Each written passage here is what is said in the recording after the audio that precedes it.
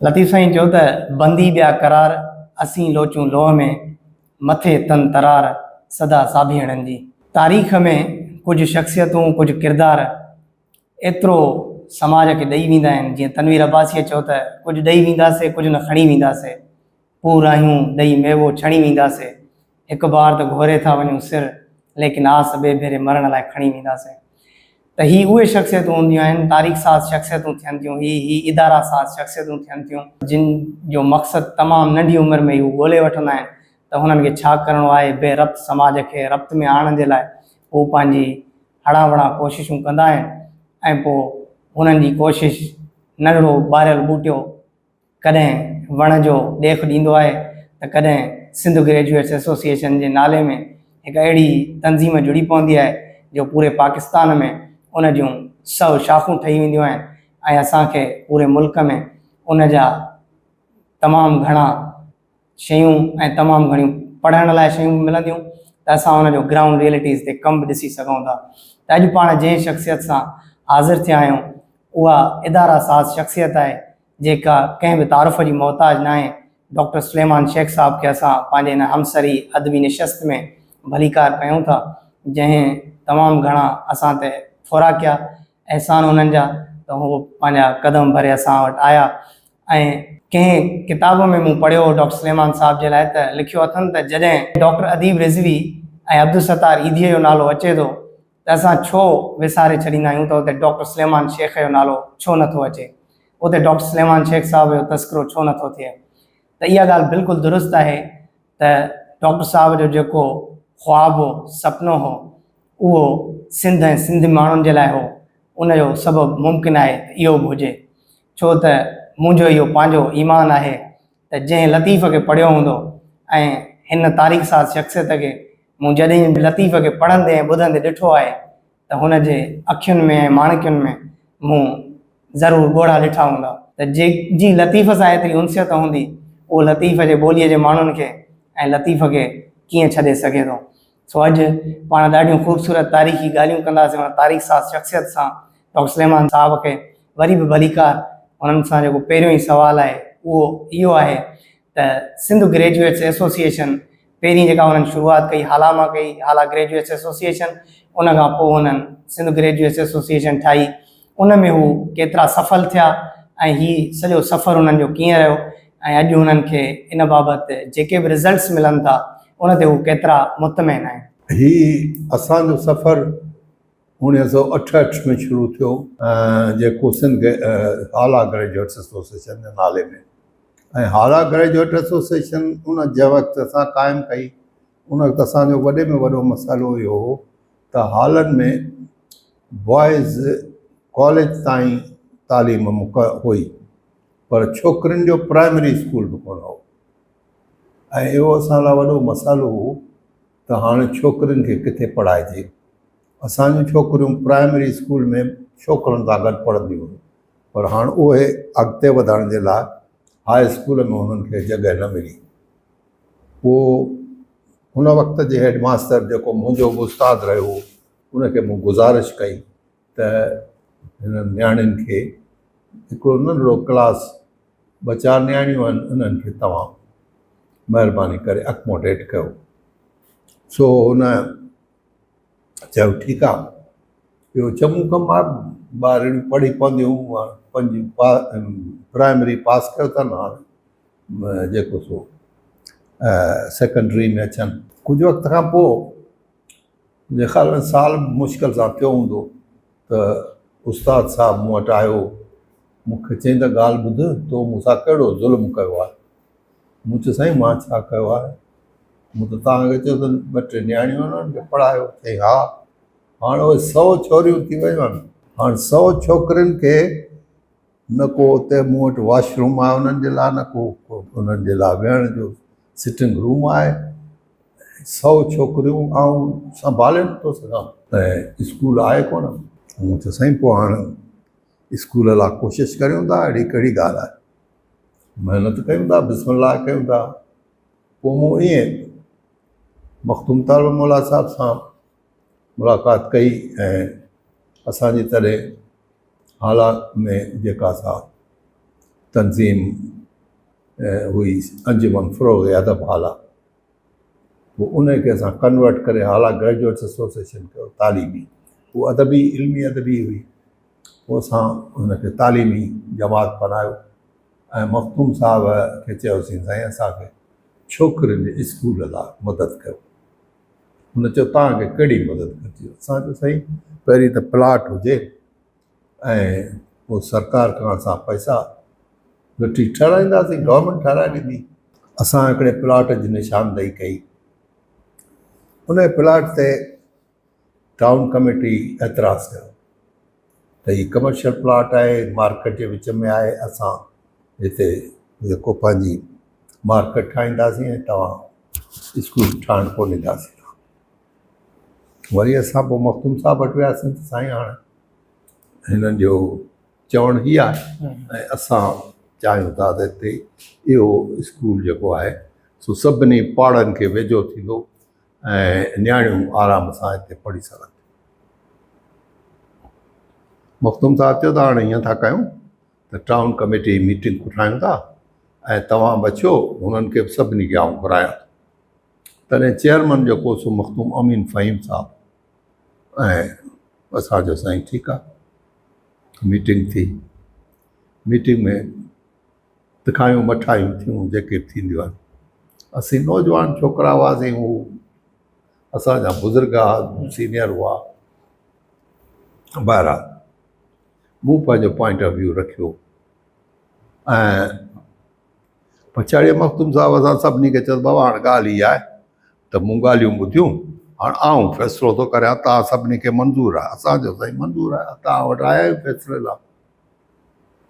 हुन जो फ़ैसिलो हूंदो बाबा इहो जेको आहे प्लाट सो हाई स्कूल जे लाइ, छोकिरियुनि जे स्कूल जे लाइ ॾिनो वञे बसि। टाउन कमेटी खे चई तव्हां हितां टपड़ खणो ऐं इहो स्कूल हिन खे हवाले कयो त हीउ गवर्नमेंट सां लिख पढ़ करे हिन में स्कूल शुरू करायूं। सो इन रीति असांखे इहो जाइ मिली। ऐं पोइ मखदूम साहब ई उन वक़्तु दुरमो दोस्तो साहब वज़ीर तालीम हो सिंध हुकूमत जो, उनखे पाण वटि राति जो घुरायो दावत ते ऐं उन में मूंखे बि घुराई। उते असां गुज़ारिश कई साईं हीअ मसालो असांखे स्कूल कोन्हे। हुनजो बाबा प्राइमरी कोन्हे त तव्हांखे हिकदमि सेकेंडरी कीअं मिलंदो? प्राइमरी त हुजे। असांजो साईं प्राइमरी त आहे, मतिलबु गॾु पढ़नि पियूं छोकिरा छोकिरियूं ऐं 3-4 स्कूल आहिनि, उन्हनि सभिनी में पढ़नि पियूं। तव्हां महिरबानी करे सेकेंडरी स्कूल असांखे मंज़ूरु करे ॾियो। बहरहाल हुन चयो ठीकु आहे, सुभाणे मीटिंग आहे, सॼे ज़िले जे स्कूलनि जो फ़ैसिलो थींदो, तूं बि अचिजांइ, पोइ जेको थींदो। उते वियासीं त उते हुननि चयो बाबा 2 स्कूल करिणा आहिनि। सो हिकिड़ो लतीफ़ाबाद वारनि चयो त असांखे ॾियो, पोइ उन्हनि खे ॾेई छॾियऊं। ॿिए ते झगड़ो हो। पोइ मूं हुते अर्ज़ु कयो सभिनी खे, मूं चयो साईं अर्ज़ु इहा आहे, असांखे सख़्तु ज़रूरत आहे। 100 छोकिरियूं हिन वक़्तु बॉइज़ स्कूल में पढ़नि थियूं, उन्हनि जो को वली वारिस कोन्हे, उते का फैसिलिटी कान्हे। या त उन में सेक्शन ठाहे ॾियो ऐं या त असांखे स्कूल जी बिल्डिंग अलॻि ॾियो। पर आउं हिन वक़्त खां वठी हिते तव्हांजे ऑफिस में बुख हड़ताल ते वेही रहंदुसि जेसीं स्कूल न ठहंदो आहे कोन भले भरी वञा। जो इहा वॾी मुसीबत असांजे ॻिचीअ में पइजी वई। बहरहाल सभिनी मशवरो पाण में कयो ऐं डिस्ट्रिक्ट काउंसिल जा मेंबर हुआ, सियासतदान हुआ, असां वटां मखदूम ख़लीक़ुज़्ज़मान साहिबु हो। बहरहाल पछाड़ी फ़ैसिलो थियो त बाबा हाला में स्कूल ठहंदो। छाकाणि त तालीम खाते जी जेका उन वक़्तु स्कूल जी डिप्टी डायरेक्टर हुई गर्ल्स स्कूल जी, उन चयो बाबा हिते प्राइमरी स्कूल कोन्हे, हिते कोन थो थी सघे। सो बहरहाल जॾहिं मुंहिंजी इहो थ्रेट आयो, उन खां पोइ उन्हनि चयो त हाणे हक़ीक़त में मखदूम साहब चयो उन्हनि खे, इन करे पोइ हू इनकार करे न सघिया ऐं अल्हम्दुलिल्लाह उहो स्कूल क़ाइमु थी वियो। उहो अॼु ॾींहं ताईं आहे। हिन वक़्तु हुन में 2000 छोकिरियूं पढ़नि थियूं। बिल्कुलु। तमामु वॾो स्कूल हम्म, ख़ैर हाणे इन तजर्बे मूंखे थोरो इनकरेज कयो हम्म, हा जेकॾहिं माण्हू गॾिजनि हम्म, ऐं सही सिमत में कमु कनि त कमु थी सघे थो हम्म, हुकूमत मां कमु करे कढी सघिजे थो त पोइ छा थियो त 72 में जॾहिं 70 में सिंध हुकूमत ठही ऐं वञी हुन टुटो त माण्हू आया ऐं सिंध सेक्रेटरेट ठही हाणे सिंध सेक्रेटरेट में काफ़ी मुलाज़मतूं निकितियूं उन में असांजा सिंध जा इंटीरियर जा काफ़ी नौजवान आया हाणे उन्हनि खे राज जा मसइला हुआ उन्हनि जे ॿारनि जा मसइला हुआ काफ़ी मसइला हुआ असां चयो त हीउ मौक़ो सुठो आहे हाणे अचो त असीं सिंध ग्रेजुएट असां शुरू कई ईअं सिंध ग्रेजुएट जो ख़्यालु आयो त इन्हनि माण्हुनि खे सेटल कीअं कजे सो ईअं असां कमु पंहिंजो शुरू कयो सही। लतीफ़ साईं अहिड़नि ई किरदारनि जे लाइ चयो त कर खणा लाहे सुख न सुता कॾहिं खावड़ियुनि खे आहे ओसीअड़ो पंध जो त ही जेके किरदार हूंदा आहिनि इन्हनि खे इन ॻाल्हि सां का बि ग़रज़ न हूंदी आहे त खेनि ज़िंदगी का अहमियत रखे थी या नथी रखे छो त हिननि जी डेडिकेशन हिननि जी कमिटमेंट पंहिंजे धरती ऐं पंहिंजे माण्हुनि जे लाइ हूंदी आहे।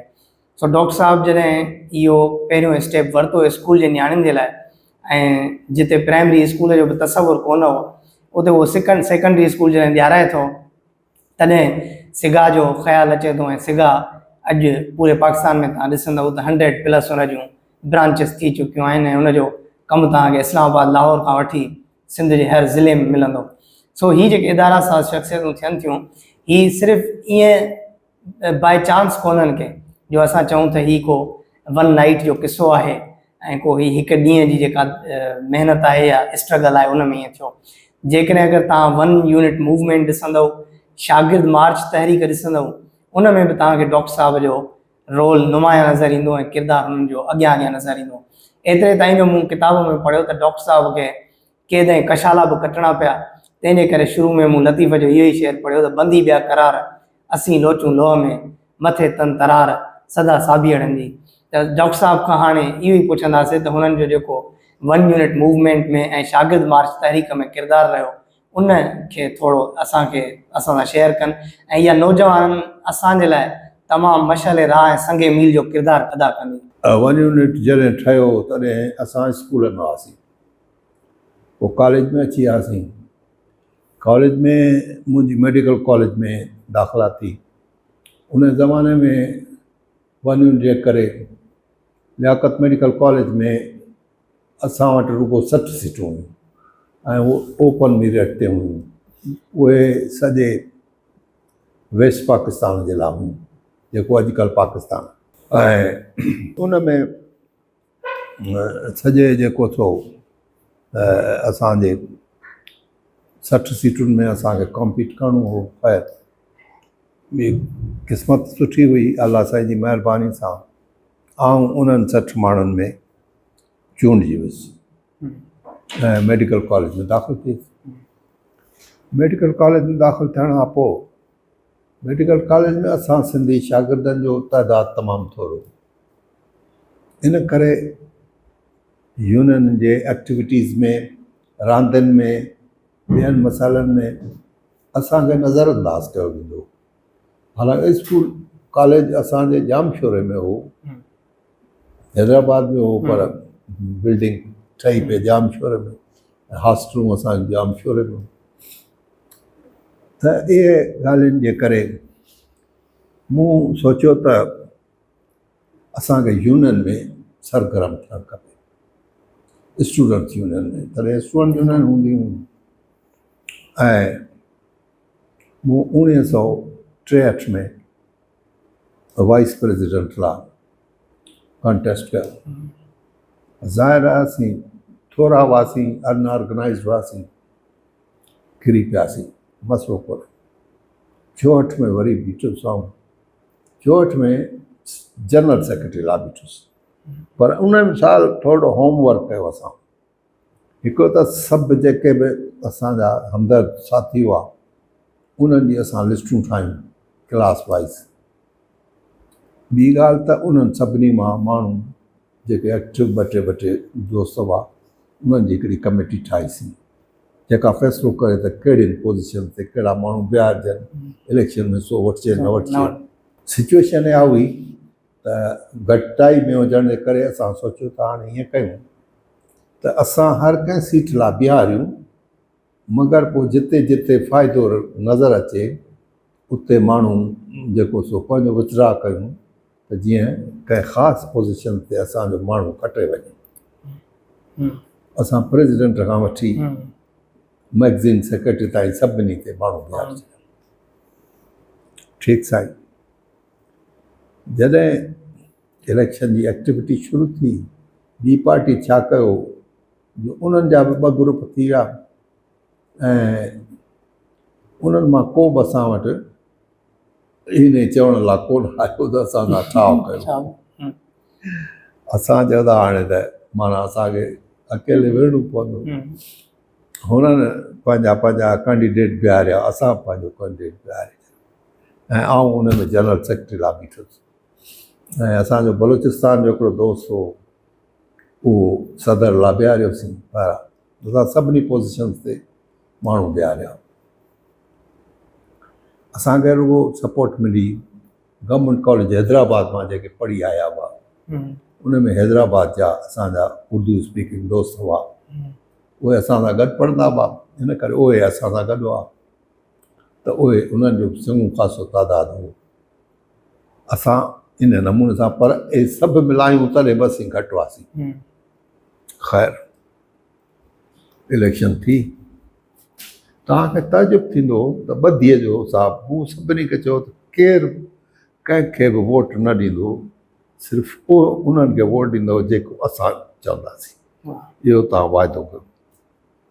सो लिस्ट बहरहाल असांजा सभु कैंडिडेट बीठा हुआ, असां उहा लिस्ट सभिनी साथियुनि खे ॾिनी त बाबा ही असांजा साथी आहिनि, हुन में सिंधी बि हुआ, मुहाजिर बि हुआ। तव्हांखे तजुब थींदो त सभु असीं खटे वियासीं, सभु सीटूं खटे वियासीं। सभु खटे वियासीं त हुननि हिकदमि जनरल बॉडी को ठाहे चयो त असां हा इन खे जेको सो इहो कहिड़ो थींदो आहे नो कॉन्फिडेंस वोट सां पास कनि।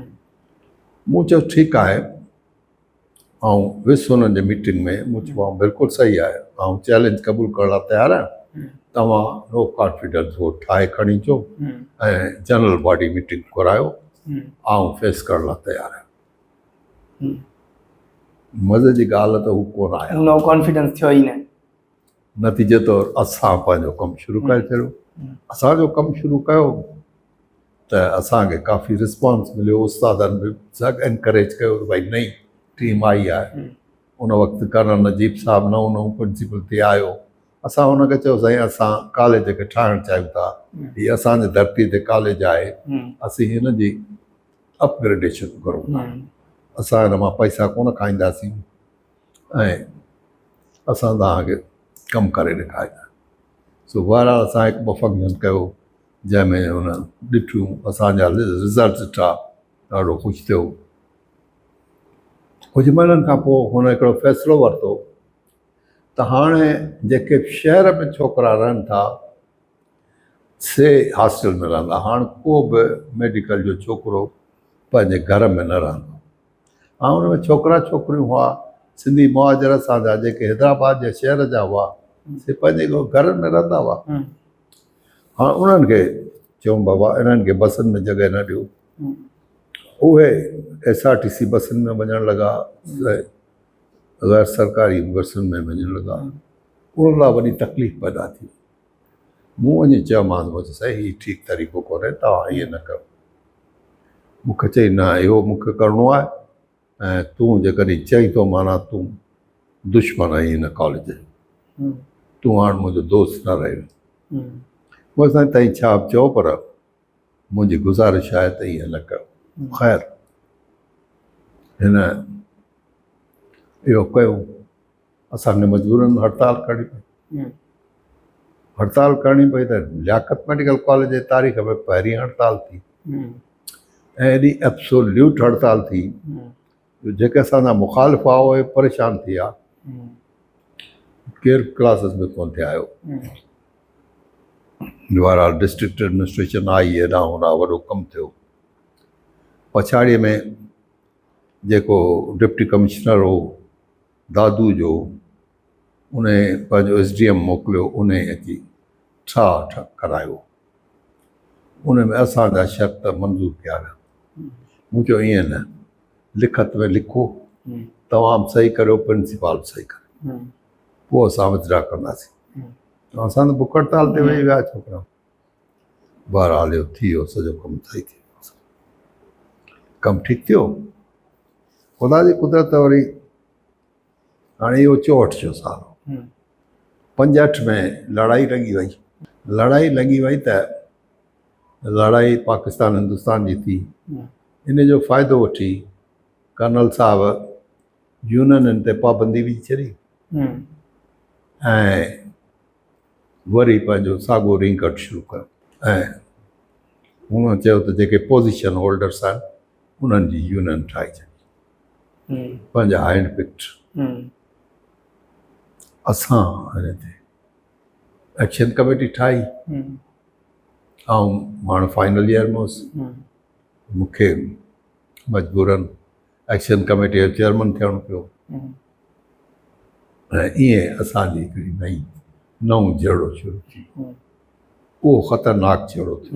रिट चैलेंज आहे न। हा, उन में मतिलबु त सियासतदान बि आया, यानी हैदर बचतोई साहब पाण असांजे बुख हड़ताली कैंप ते अची वेठा। वॾो हिकिड़ो वॾी ॻाल्हि थी वई। सभिनी चयो त भाई छा आहे, अञा सिंध यूनिवर्सिटी में सियासत एॾी ज़ोर कान वरिती। 4 मार्च उन खां पोइ थियो, 67 में थियो। हीअ आऊं 66 जी ॻाल्हि पियो कयां। बहरहाल साईं हिननि 9 ॼणनि खे असांखे रस्ट्रिकेट करे छॾियो कॉलेज मां। बहरहाल असां वरी हाई कोर्ट में वियासीं, हाई कोर्ट में असीं खटे वियासीं। असां सां सिंध जा वकील, डॉक्टर, शाइर, अख़बारनि वारा सभु गॾु थी विया। सो इहो हिकिड़ो वॾो ज़बरदस्त। मतिलबु डॉक्टर साहिबु ईअं चई नथो सघिजे त तव्हां कंहिं सुठे काज़ जे लाइ निकिरो ऐं पोइ माण्हू ऐं धरतीअ जा माण्हू तव्हांखे साथ न ॾियनि।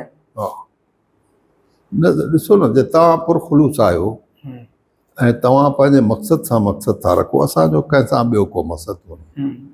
असां सभिनी खे साफ़ ॻाल्हि ॿुधाई त असांजा हीअ मुतालबा आहिनि, ॿियो को बि मुतालबो कोन्हे। न को असां उस्तादनि जे ख़िलाफ़ु आहियूं, न को जे ख़िलाफ़ु आहियूं। असांखे सभिनी लाइ इज़त आहे, पर असांजा ही मताला आहिनि। ऐं इहे इंसानी तौर ते इहे तव्हां हिकिड़ो न नियाणियूं सुबुह जो जॾहिं अचनि थियूं सरकारी बसियुनि में त लोफर लड़ा उन्हनि जे पोयां था लॻनि ऐं तंग था कनि। ऐं इहो कहिड़े क़िस्म जी तालीम सिविलाइज़ेशन आहे। सही। तंहिंजे करे असांखे इहा टॉलरेट कान, असीं टॉलरेट कोन कंदासीं। बहरहाल साईं असीं खटे वियासीं। कालाबाग हो तॾहिं गवर्नर वेस्ट पाकिस्तान, उन ताईं असां माण्हू मोकिलिया। नतीजे तौरु कर्नल साहब बि हलियो वियो, उन जा 5 प्रोफेसर जेके साण हुआ से बि ट्रांसफर थिया ऐं पंजाबी प्रोफेसर हलिया विया।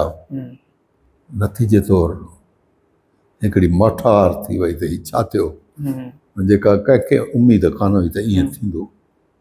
पर उन खां पोइ हिकिड़ो नओं दौरु शुरू थियो। बाक़ाइदे नई यूनियन्स आयूं ऐं असां हुनखे बहितर कल्चर में आणियो। हीअ जेको तव्हांखे इम्प्रिज़नमेंट जेको जेल वारो तव्हांजो आहे, उनखे थोरो असां सां शेयर कयो। जेल में असां हीअं वियासीं त असांखे ते कूड़ो हिकिड़ो केस ठाहियूं त हिकिड़े छोकिरे खे हुननि दाख़िल करे छॾियो ऐं हुनखे सुयूं हणी सुम्हारे छॾियऊं ऐं DC खे ॾेखारियऊं त हीउ जेको सो हुनखे मथे जो धकु लॻो आहे, एक्सरे कूड़ा ॾेखारियऊंसि ऐं इन करे हिनखे हीउ मरण वारो आहे, हिननि मारियो आहे। ऐं मुख्य जवाबदार हुउसि, ॿिया मुंहिंजा साथी हुआ।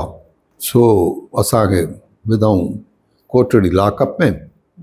कोटड़ी लॉकअप में राति जो 12 बजे धारे DC आयो।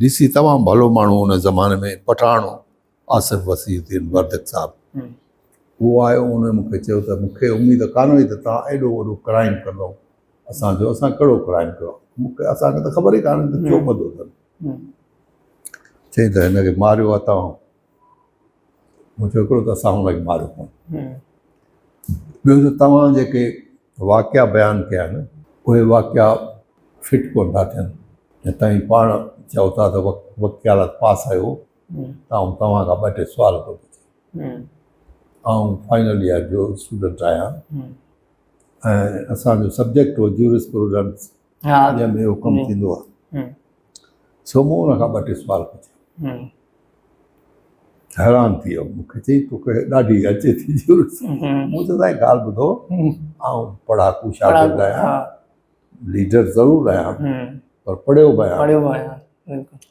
सो तव्हां ॾिसो जे ग़लति आहियां त ॿुधायो ठीकु आहे सुबुह मिलंदासीं सुबुह जो सवेर पुलिस आई असांखे हलो बाबा तव्हांखे सॾु थियो आहे ख़बर पइजी वेंदी तव्हांखे असां चयो अलाए छा थियो मरी वियो अलाए छा थियो का ख़बर बहरहाल वियासीं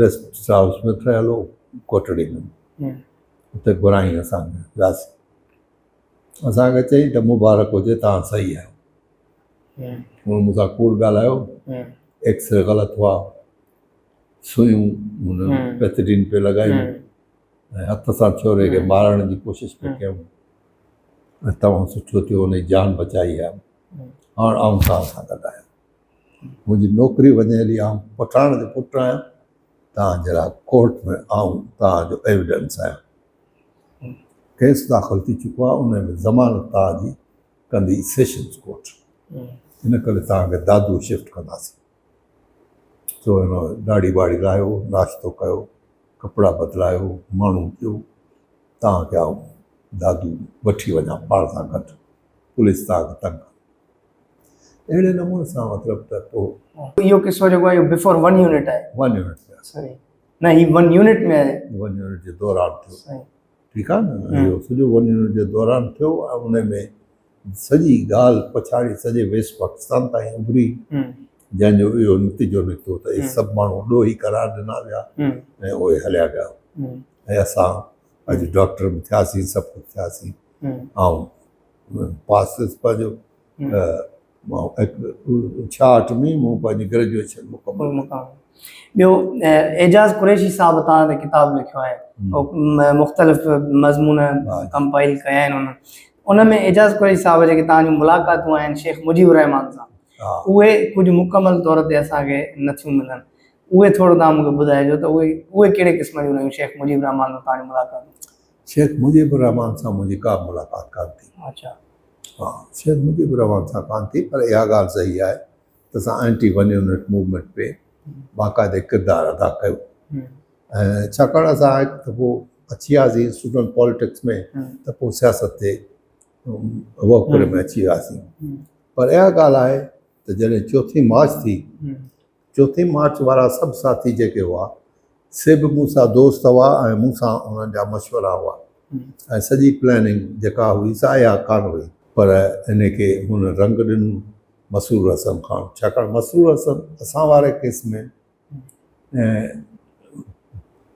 कर्नल नजीब खे सपोर्ट कयो ऐं हुनखे ॾुख हुयो थियो त हू कामयाबु कोन थिया जेकी कुझु हुननि करण थी चाहे त सिंध यूनिवर्सिटीअ वारे में हुन वरी एक्टिव रोल अदा करण जी कोशिशि कई सो इन करे मसरूर हसन खान सां मुलाक़ात ज़रूरु थी ऐं उन सां असांजा चपकलश थी जॾहिं असां हिते आयासीं त 4 मार्च में असांजा दोस्त ॿधिजी विया त मूं कोशिशि कई त जीअं उन्हनि सां मुलाक़ात कयां जीअं मुलाक़ाती वेंदा आहिनि पर असांखे मुलाक़ात करणु कोन पोइ उन खां पोइ मुंहिंजी सिचुएशन इहा हुई ज़ाती सिचुएशन इहा हुई त फाइनल ईयर में ई शुरूअ में मुंहिंजे वालिद साहिब जो इंतकाल थी वियो इन करे आउं अकेलो थी वियुसि ऐं मूंखे को सपोर्ट करण वारो कोन मुंहिंजे लाइ नौकिरीअ खां सवाइ ॿियो को तरीक़ो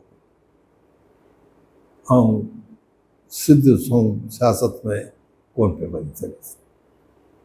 बाक़ी संगत साथ सां मिलण, सीक्रेट मीटिंग्स में हिते हुते इहो कमु ज़रूरु कयो, पर ओपनली मूं को प्लेटफॉर्म ते एक्टिव रोल कोई बि मतिलबु हिन सां न कयो। ॿियो डॉक्टर साहिबु तव्हां सवेर बि हिकिड़ी ॻाल्हि कई त उहो वक़्तु हो जॾहिं कराचीअ ते असांजी का बि मतिलबु असर रसूख़ न हो। असां कराचीअ खे ईअं सम्झो त हिकिड़ो सदाईं ट्रीटमेंट उहा ई मिली आहे। अॼु तव्हां कीअं था ॾिसो अॼु जी सूरत हाल कराची सां, ऐं अॼु नौजवाननि खे कीअं था ॾिसो? अॼु बि उन्हनि खे ओतिरा मौक़ा मिलनि था या अॼु बि उन्हनि जा मौक़ा मसख़ थियनि था? ॾिसो, अञा ताईं आइडियली कराची ते असांजो को घणो असर रसूख़ कोन्हे, पर सूरत हाल काफ़ी तब्दील थी आहे। जेका सूरत हाल 1970 में हुई ऐं जेका अॼु आहे तंहिंमें ज़मीन आसमान जो फ़र्क़ु आहे। ॾिसो, हाणे सेक्रेटरेट में, सिंध सेक्रेटरेट में, सिंध जे मुख़्तलिफ़ शोबनि में जेके मुलाज़िम आहिनि उन में काफ़ी तइदाद में असांजे सिंध जो माण्हू जो असर रसूख़ आहे।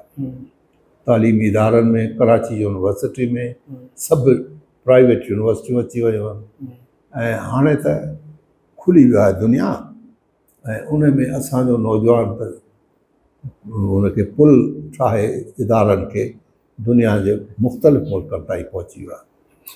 ॾाढी ख़ुशीअ जी ॻाल्हि आहे त नौजवाननि पंहिंजे तौर ते पंहिंजी हिमत सां अॻिते वधिया आहिनि। कंहिंजे सिफारिश या रेफरेंस सां सरकार उन्हनि खे मदद कोन कई आहे, पंहिंजी मदद सां अॻिते निकिता आहिनि ऐं इहो आउं सम्झां थो असांजी कामयाबी आहे। मतिलबु तव्हां हिन जेका ही यूथ आहे असांजी अॼु जो जेको नौजवान तबिको आहे, मतिलबु हिन मां तव्हां मुकमल तौर ते आहियो, मुतमइन आहियो? बिल्कुलु, आउं न सिर्फ़ु मुतमइन आहियां, मगर मूंखे उमेद आहे त इहो नौजवान अॻिते वधंदो ऐं घणो कामयाबु थींदो। छाकाणि त इन खे कंहिं ॿिए जो, कंहिं वॾेरे जो, कंहिं ॿिए जी ग़लति रस्ते जी का बि सपोर्ट कान्हे। इहो पंहिंजे पेरनि सां, पंहिंजे टैलेंट सां, पंहिंजे मेरिट सां अॻिते वधे पियो। Thank you so much doctor साहिबु, अॼु तव्हां खां तारीख़ी ॻाल्हियूं ॿुधियूंसीं। ऐं ॿियो आख़िरी जेको सुवालु आहे, हिकिड़ी ॻाल्हि असां 90s जी पैदाइश वारनि खे चई वेंदी आहे त GM सैद जी जॾहिं मुलाक़ात थी डॉक्टर सलेमान साहिब सां त GM सैद तंज़ कंदे वराणियो त तव्हां कहिड़ी क्लर्कनि जी तंज़ीम ठाहियो पिया, त इहो ग़लति बयानियो हलियो आहे त डॉक्टर साहिबु GM सैद खे जवाबु ॾिनो त जॾहिं तुंहिंजो सिंधु देश आज़ादु थींदो तॾहिं मुंहिंजा इहे क्लर्क ई तोखे कमु ईंदा। त अॼु हिन आख़िरी सवाल सां वाइंड अप कंदासीं, डॉक्टर साहिब खां पुछंदासीं त इन ॻाल्हि में केतिरी सदाकत आहे, इहा ॻाल्हि कीअं आहे? ॾिसो, सैयद साहब सां मुंहिंजी मुलाक़ात ज़रूरु थी ऐं डिटेल मुलाक़ात थी। 2-3 कलाक असां गॾु सफ़र कयो, जाम शोरे खां वठी कराची ताईं। सैयद साहब मूं ते सख़्तु कावड़ियल हो, पर मूं साईं खे चयो त साईं ॾिसो, असां कंहिं बि तौर तां सिंध जे क़ौमियत जे मसइले जे ख़िलाफ़ु कोन आहियूं, पर असां सिंध जे क़ौमी नौजवाननि खे तरबियत ऐं तालीम जे सिलसिले सां अॻिते वधाइण पिया चाहियूं। तव्हां जे ईंदड़ जेको ख़्वाबु आहे उन जे लाइ जेके माण्हू खपनि, जेके हलाईंदा सिंध खे, उहो त पढ़ियल लिखियल माण्हू हलाईंदा न। बिल्कुलु, लिटरेट क्लास हलाईंदो, मिडिल क्लास हलाईंदो। असीं उन क्लास में पिया कमु कयूं जेको बिल्कुलु पंहिंजे टैलेंट खां, पंहिंजे पोटेंशियल खां लातल थियो वेठो आहे। उनखे उन में ऑर्बिट में आणिणो आहे त उहे महिनत कनि, कोशिशि कनि ऐं पंहिंजी हैसियत खे मंझराइनि।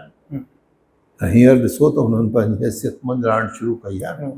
सही, मतिलबु हिन ॻाल्हि में का बि सदाकत कान्हे त हुन चयो त तव्हां जेको चयो त इहो ग़लति नैरेटिव आहे। Thank you so much doctor साहिबु, तव्हां असांखे हमसरी अदबी निशस्त जे लाइ वक़्तु ॾिनो। सो लतीफ़ साईं चयो त जरथर तिख तंवार वणटण वाई हेकड़ी, जरथर तिख तंवार वणटण वाई हेकड़ी, सभई शइ थिया सूर्य सज़ावार, अमा मंसूर हज़ार, कहिड़ा चाढ़ियो चाढ़ीअ। त ही उहे ई किरदार आहिनि जन असांजे लाइ उहे ॾीआ ॿारिया जिन मां अॼु असीं रोशनी हासिल करे मुख़्तलिफ़ सफ़र ते असीं रवां दवा आहियूं।